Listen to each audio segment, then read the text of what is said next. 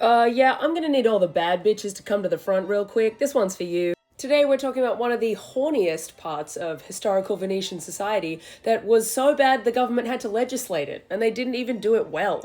I need to talk to you freak weirdos about the Moretta Mask. Depicted very well in this painting right here, it's basically a black velvet oval mask that you wear on your face, but the only way to keep it on your face is by holding this little button in between your teeth. To wear this mask, the women of Venetian society had to be completely silent or the mask would fall off. Now you might think that this would be counterintuitive to being able to form an attraction to someone, but this was the attraction. The fact that you couldn't see the woman's face and you couldn't even get a read on her identity or her social class by hearing her voice, well, that had all these Venetian men bricked up. Carrey, what the hell were they doing? Why were they doing that? Hey, chill out. We're going to talk about the context too, okay? So 17th century Venice had one of the most rigid hierarchical structures in almost all of Europe. It was very unusual for the top 2 or 3% of the nobility to speak to any other social classes anywhere at any time. Until a bunch of new public gambling houses and theaters opened up and there weren't any social restrictions on these spaces. Anyone could enter.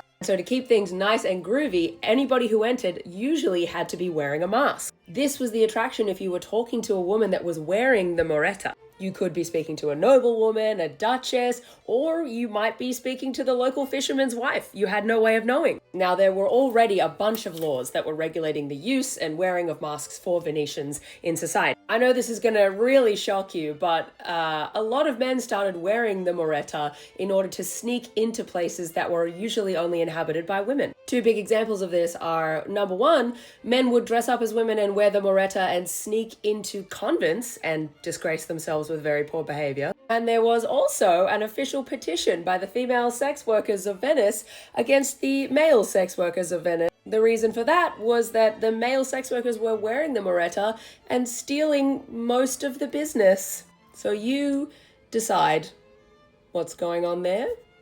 This goes on and on until 1797, when Venice is conquered by everyone's favorite short king, Napoleon Dynamite. After he takes over the city, Carnevale is banned and the use of masks is strictly prohibited. And the Moretta takes hundreds of years to reappear in Venetian society. Obviously, I know his name is Napoleon Bonaparte. It's a joke.